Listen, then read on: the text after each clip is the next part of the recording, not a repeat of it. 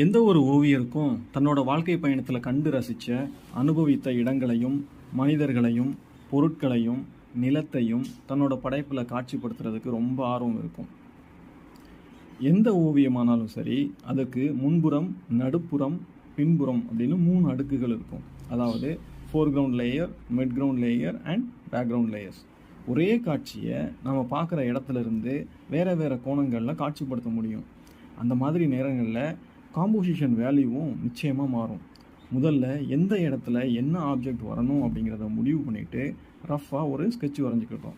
இந்த காம்போசிஷன், அதாவது இந்த பெயிண்டிங்கை பொறுத்தவரை மாடு, வீடு, அப்புறம் கோவில், அதற்கு பிறகு வானம், இன்னும் அதில் சின்ன சின்ன வீடு அப்படின்னு நிறைய ஆப்ஜெக்டை நம்ம ஃபஸ்ட் கோட்டில் ஒரு மார்க் பண்ணிக்கிறோம்.